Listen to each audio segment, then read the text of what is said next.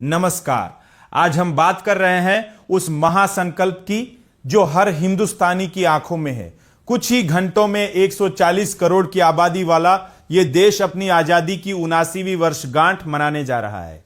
लेकिन नजरें सिर्फ आज पर नहीं बल्कि 2047 के उस लक्ष्य पर है जब भारत अपनी आजादी के 100 साल पूरे करेगा और दुनिया के सामने एक विकसित राष्ट्र के रूप में खड़ा होगा। अभी इस मंजिल में 21 साल का फासला बाकी है, लेकिन यह सफर सिर्फ समय का नहीं बल्कि हमारी आमदनी, शिक्षा, स्वास्थ्य और तकनीक में एक क्रांतिकारी बदलाव का है। आज भारतीय अर्थव्यवस्था सर्विस सेक्टर के दम पर तेजी से आगे बढ़ रही है, जिसका जीडीपी में योगदान 50% से अधिक हो चुका है, जबकि आजादी के समय हम 56% कृषि पर निर्भर थे। विशेषज्ञों का मानना है कि विकसित भारत का सपना तब सच होगा जब देश की प्रति व्यक्ति आय आज के 25 लाख रुपए यानी $26,000 तक पहुंच जाएगी। इसके लिए हमें लंबे समय तक 12% की जीडीपी विकास दर बनाए रखनी होगी और अपनी जनसंख्या वृद्धि पर नियंत्रण पाना होगा। यह आंकड़ा भारत को आज के स्पेन और पुर्तगाल जैसे देशों की कतार में ला खड़ा करेगा। हालांकि असली चुनौती सिर्फ पैसा नहीं बल्कि जीवन की गुणवत्ता है। भारत ने आजादी के बाद औसत उम्र को 32 साल से बढ़ाकर 69.4 साल तक पहुंचाया है, लेकिन विकसित देशों के 80 साल के स्तर तक पहुंचने के लिए स्वास्थ्य सेवाओं में भारी सुधार की जरूरत है।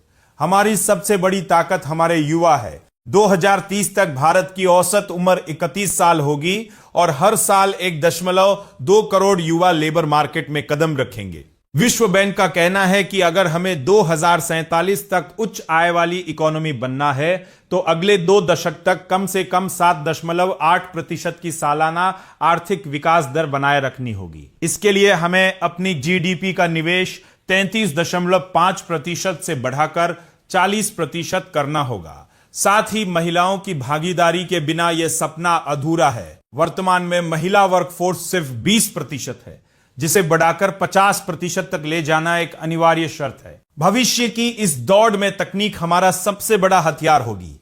आर्टिफिशियल इंटेलिजेंस यानी एआई 2035 तक भारतीय अर्थव्यवस्था में $550 अरब से ज्यादा का योगदान दे सकता है।